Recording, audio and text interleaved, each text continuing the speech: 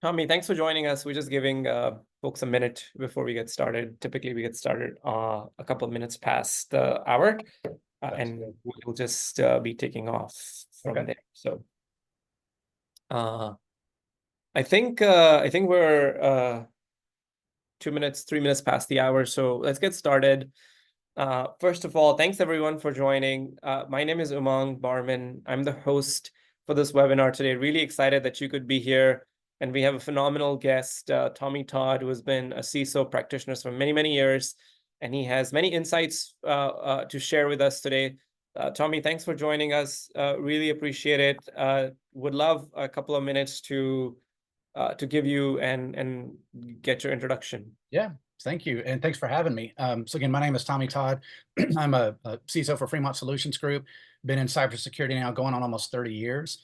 So definitely seen my fair share of the not only the evolution of security threats, but just how different programs have evolved, primarily in the everything from enterprise down to mid-market landscape. So definitely have a lot of experience in this area and happy to be here. Awesome. Thanks again. Just a quick word of logistics for the folks joining in. There is a Q&A tab at the bottom of your screen. If you ever have questions, just go in there and put your questions in. We will take these questions as they come. And we will answer them either directly live today, or we will answer them over chat. But if you want to make it interactive, we'd love to hear what your concerns are. And of course, with Tommy's experience, this is going to be hopefully a very interactive conversation. Anyway, so Tommy, going back to your experience, tell us, how did you get in cybersecurity? And then we'll dive right into all the challenges that you see today. Yeah, so I actually got into cybersecurity, oddly enough, out of being a web content producer. So in my very early days of my career in the tech space, I actually started my journey as a web developer.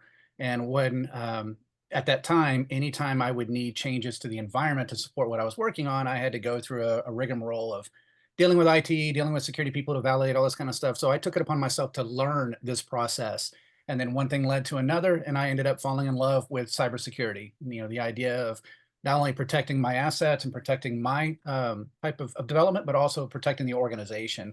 And so from there, it just continued to evolve over time. And yeah, as we all know, security has again expanded and evolved over the last 25 years to what it is today. And to me, it's an exciting field to be in because it's always changing. You're never bored. You're never having to worry about dealing with the same thing over and over again. It's kind of like the weather. If you don't like it, just wait a minute, it'll change. But yeah, that's kind of my background on how I got started into this, and I just got hooked. Yeah. Well, the weather doesn't change where I'm from, so maybe it's different for different people. I'm just kidding. No, this is true. So let's talk about, before we get into the nitty and the gritty. Tell us a little bit about, what does your current role and responsibility look like, so folks get a sense for, who you are and what do you deal with just on a daily basis. How do we get to know you better as a security person?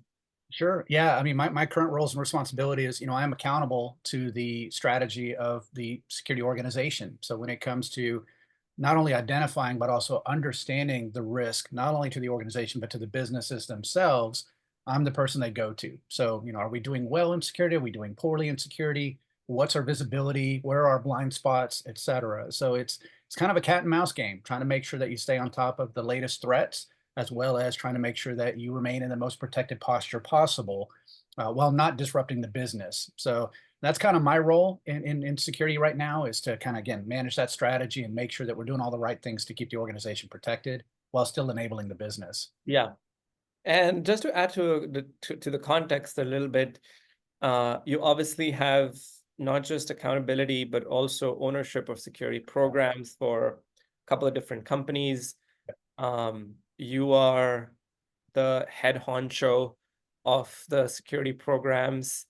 You obviously report to some of the non-security leaders, so you have Right. good context from working with security teams at companies of different size, but also how do you interact with people who are not in security, which is very valuable, because I think whether a company is small or large, security leaders face this challenge where they have to be solving the problems with the security teams on a daily basis while they have to communicate the effectiveness of the security program to the executive. So I think you're perfect for that role because you have to be able to understand the technical problems, but you also have to be able to communicate those technical problems in business ways, or in business Correct. terms, I should say. So sort of leaning into that experience a little bit, Tommy, tell us, if we go right into the details and we talk about vulnerability management as programs. Yep. In this past year alone, we have seen a record number of net new vulnerabilities. I think my last memory is we are on track to have disclosures of close to 30,000 net new vulnerabilities, and that's not slowing down. Correct. And for organizations, especially growing organizations, you're adding more assets, you're adding more people, you're adding more technology, which means you will have more vulnerabilities to deal with tomorrow than you had yesterday. So you're always sort of moving in the direction where you have more tools, you're becoming more sophisticated, but you're also taking on more security debt as Right. you go. And that debt is obviously getting bigger and bigger by the day. Um, knowing that, knowing that there is an issue, what's do you think is the main blocker for vulnerability management teams? Where are they not able to make progress? Yeah, that is a $1 million question, right? And when we think through the challenges, what's interesting is these challenges exist whether you're a small organization or a large organization. It's really pretty much universal across the different size and types of organizations, whether you're in manufacturing, healthcare, finance, whatever. And it really boils down to some of the experiences that I've had working with these different organizations. Things like, again, we have the illusion of progress, right? When I think of that and I think of how that affects what I've been working on, the teams are always busy. And oftentimes you find a situation where they don't have the time to fully address all of the vulnerabilities for a number of different reasons because of the volume of the things that are coming into the environment, being able to keep up with what do we care about from what we don't care about. How do we even start this process of doing remediation? So even when you find that you're moving forward with that, there's always this fear in the back of your head that something's going to slip through the cracks, that you're going to end up in a situation where you're going to miss something, it'll be a blind spot, and the next thing you know, you've been compromised. As with anything, we also talk about time, right? The time-based situation where time is your enemy. If things don't get remediated now, or it takes several days to remediate, or maybe it is a situation where you might have overlooked the significance of that. We've seen situations where vulnerabilities have been exploited as a result of that. 0 days are the bane of our existence when it comes to keeping ahead of the threat landscape. I think one of the other challenges I face with quite often is, in this current market, is the shrinking budgets and the shrinking teams. We're asking people to do more with less. We're asking people that were not necessarily skilled in something like risk management or vulnerability management to take on that burden. And they have to learn on the fly, which we all know is not a great place to be in because they're now challenged with trying to make sense of the noise that they're seeing. I think, you mentioned something earlier about the translation between the technical side and the executive leadership and how to have that conversation at a business level. This is another area that I feel is extremely important and is a problem for a lot of organizations. You get an extremely technical topic like, exposure risk and or vulnerability management, and then you try to apply that into a conversation, what makes sense to a CIO or even a CEO who do not live and breathe security every day. So being able to elevate away from just showing them the metrics. Oh, our risk score has declined or our risk score has increased, and turning it more into a business conversation. Without that translation and without that understanding, the executive leadership chain is kind of disconnected from the process. They don't know, are we doing well or are we not? And how much is it going to cost if we do bad in this situation? So being able to do that and have that conversation is critical, and being enabled to do that. And a lot of times tools don't provide you that type of value. They don't give you that type of metric that you can actually have that conversation with out of the box. You have to kind of massage it and interpret it as you go. And finally, when we talk about the invisible costs, in my opinion, when you talk about the priorities of things that you need to focus on, this is extremely challenging because as we know, not every vulnerability or every risk could directly translate into a breach situation. But being able to identify that and then address it appropriately is challenging, right? We try to tackle it all. We try to drink from the fire hose to get these situations resolved. And the reality is, it's not a scalable effort, in my opinion. Yeah, yeah, you're absolutely right. And talking about this idea of executive alignment, Mhm. I think is really critical. Now, you know, you've obviously been doing this for quite a few years, and it's really insightful to hear of the trends that you have seen in security that has added to these challenges. Obviously, if you think of security itself is a relatively new sort of um, arena, and to be able to manage the risk and security is relatively new to a lot of people. Right. So, are there any sort of anecdotes and stories you have where people have been able to understand the challenges really well and being able to overcome the barriers that get in the way? And of course, we've identified a few barriers, but do you have any stories reflecting back a few years on how good teams really do it? Yeah. Yeah. Again, it comes down to the teams, right? The tools themselves help, but you really got to have a team that can operate at speed and understand how to do these prioritization, organization, et cetera. I've worked with organizations that have extremely mature security teams that are highly skilled, highly capable, and they understand that this really comes down to project management at the end of the day. If you think about it, I'm having to manage the risk appropriately and do it in such a way that it is meaningful to the organization. It is a rare occurrence to see a security team that mature and to be able to consume some of the solutions that are out there, because as you know, things get pretty technical and complex pretty quickly. I've had one organization that, other than trying to get to a point where they are getting more streamlined in their process through automation and making it easier to get to that resolution quicker, where tools do come into play, it really comes down to that resourcing and that team effort. But again, if you've got the team, you've probably got the capability. If you don't, then you're struggling like everyone else, right? To try to make this work. Yeah, yeah. Tell us a little bit about the executive disconnect. Have you found any Correct. Yeah. tools? Have you found any techniques to be able to communicate with them effectively? I have, yeah, and honestly, it really comes down to reporting.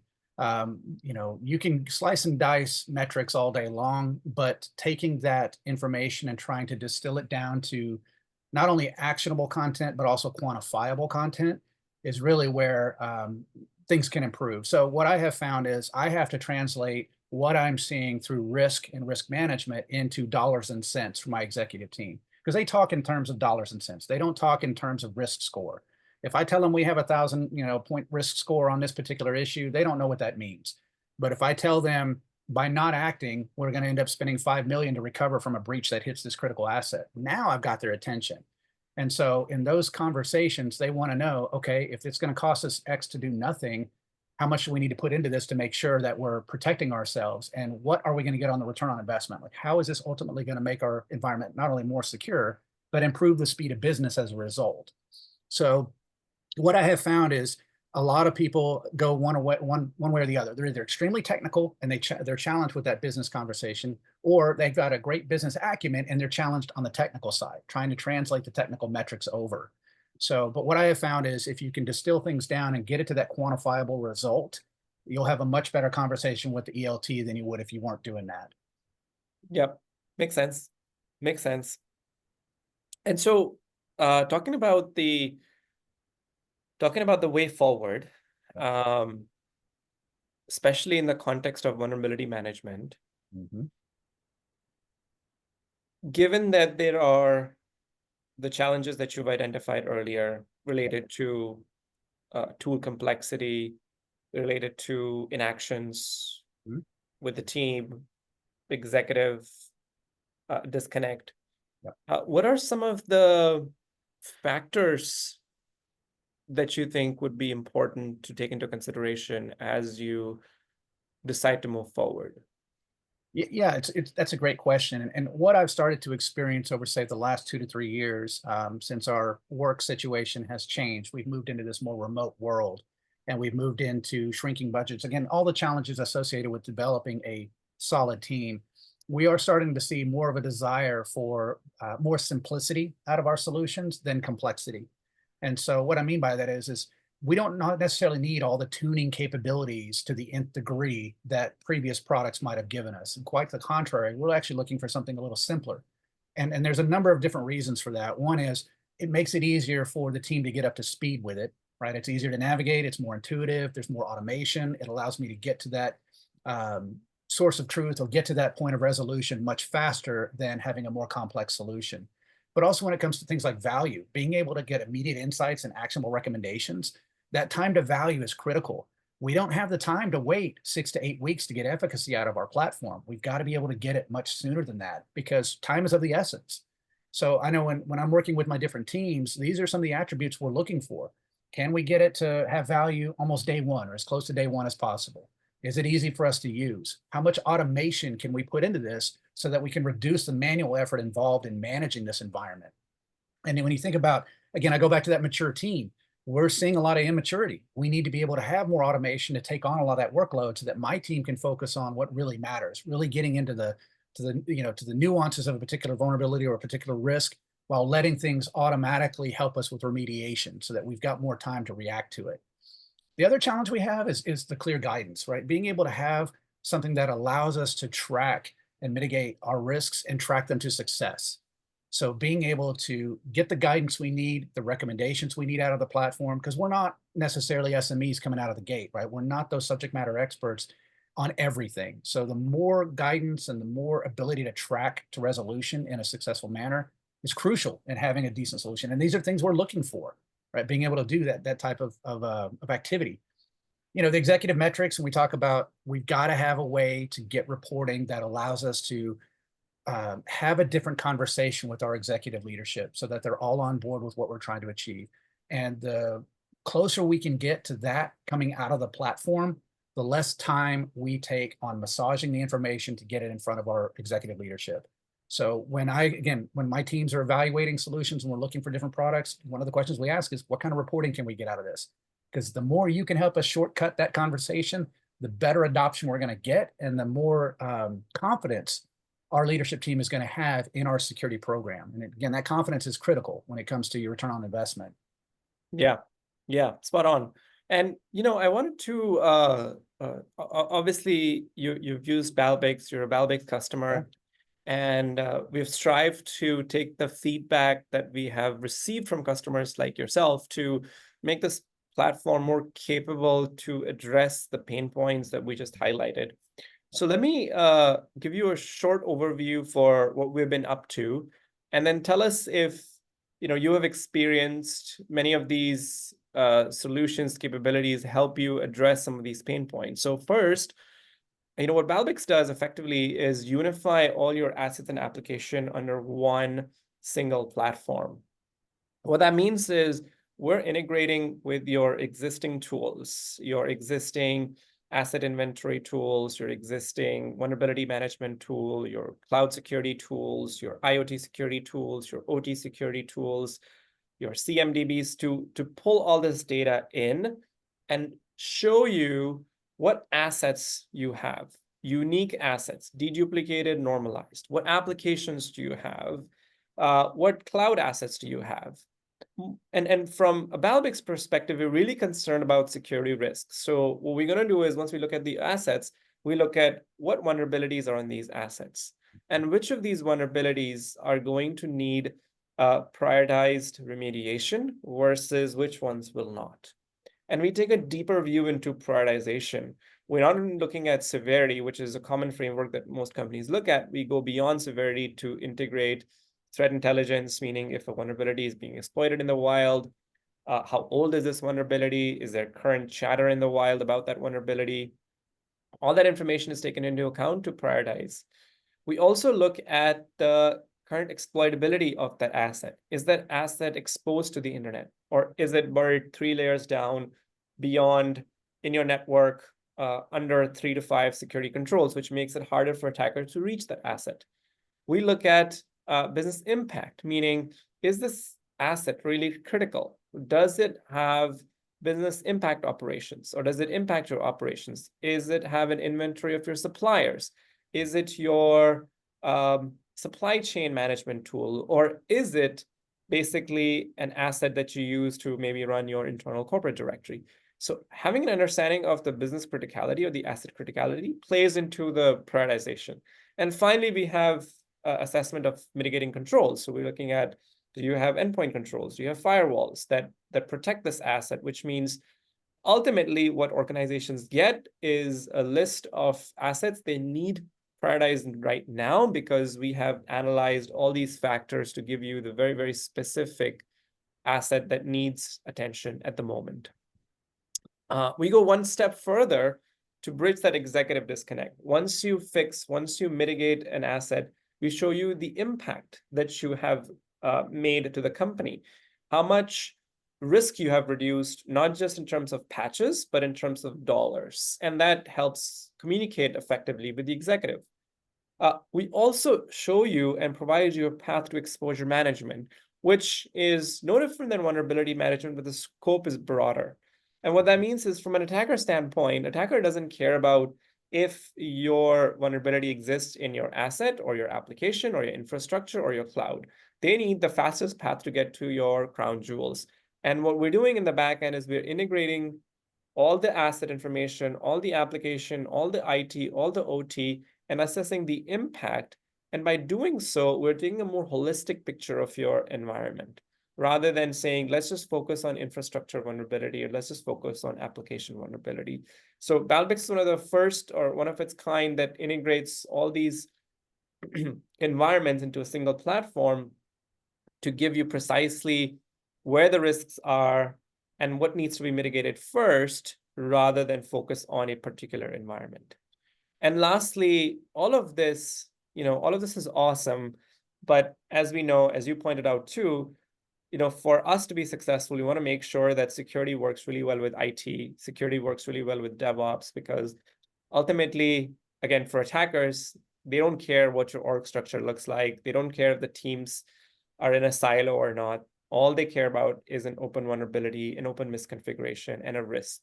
And so for us, we see all these teams being able to work better together through automated remediation, which means we allow security teams to create tickets, provide context, gather the insight once the tickets are remediated, manage them as projects. So there's a whole bunch of automation that goes built into the platform that's really, really effective and helps teams become more productive over time. Now, I want to pause because, Tommy, you've already been exposed to some of these things.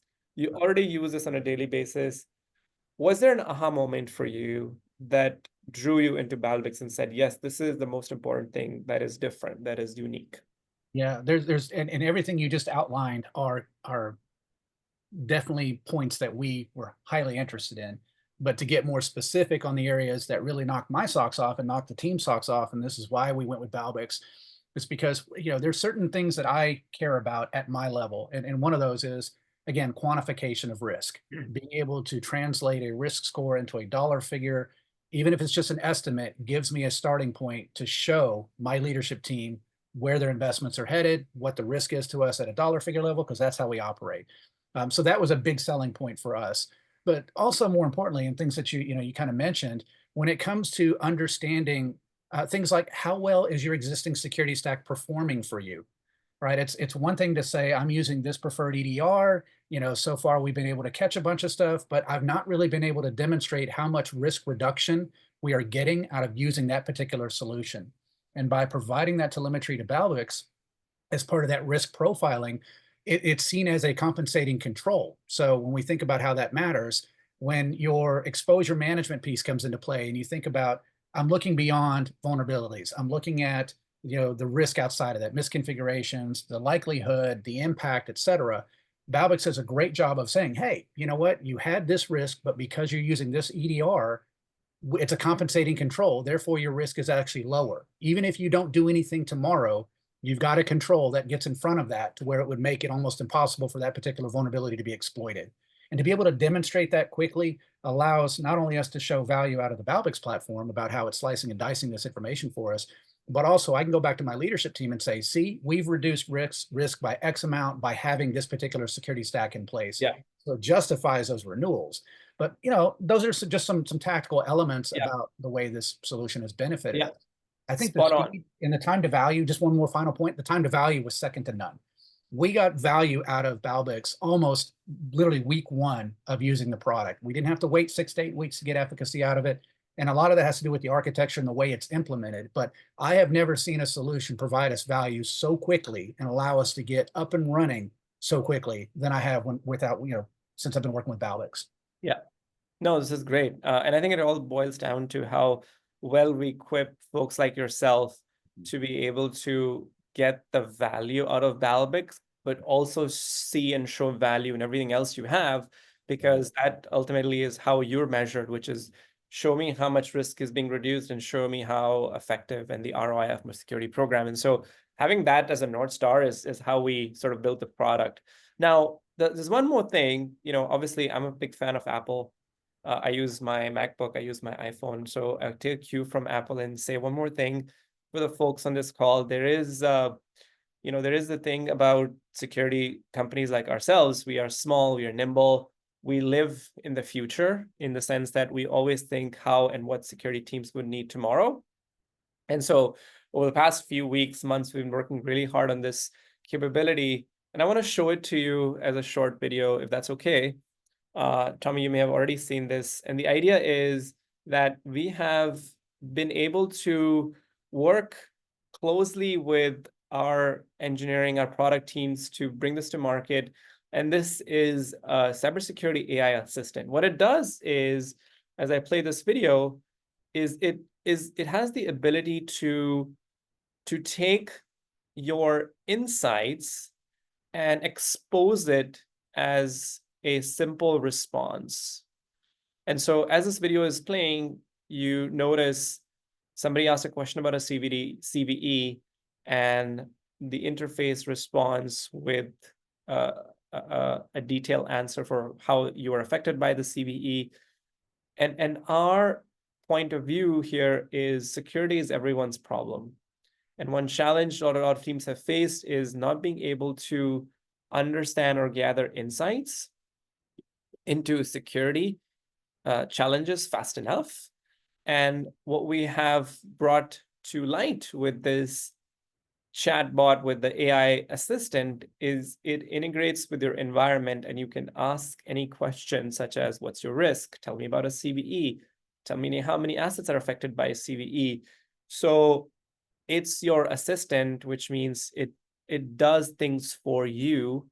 So, Tommy, if you're working with your team, if you had to pull a report of all the assets affected by a particular CVE, you probably send a report to somebody, or you log into the dashboard to do that. What we've done is basically effectively cut down the time so you can instantly get that insight. You don't have to ever create a dashboard again. You don't have to send an email to anybody. And it's very capable, meaning it's versatile. It can create projects, it can create tickets for you. And our goal really is to, back to the point of how do we stretch the effectiveness of the team, given that there is lack of resources, lack of skills, lack of capabilities in some teams. So this is our contribution to the world of making the security gaps a little bit smaller through automation and through AI. When I first saw that, because I think the demo came out a little earlier this year. I'm extremely excited about that capability for one reason, because I don't live and breathe in the platform like my team does, right? I'm kind of on the edge of it, but I do get awareness when CVEs drop because of the different news cycles that I'm involved in, the different peer groups that I'm in, and I don't always have access to the platform to take a look at the details. And so being able to ask the chatbot that on the fly, you can be sitting at dinner, I hear about something, I want to look that up. Does that affect us? You're right. That time to value again is increased. The ability to understand the risk and what we need to be doing about it without even being in the platform was an amazing opportunity. So Yeah. I'm excited to be able to play with that and work with that tool. Yeah. Because I think it'll help us again scale this much quicker, even faster than what we're already doing today. Absolutely. And so just closing it off with the impact. tell us some of these are metrics that I have seen very commonly with our customers.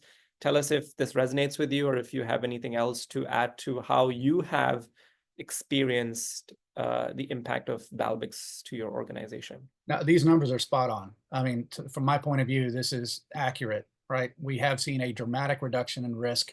We definitely have better visibility due to the way the data is presented and the slice and diced.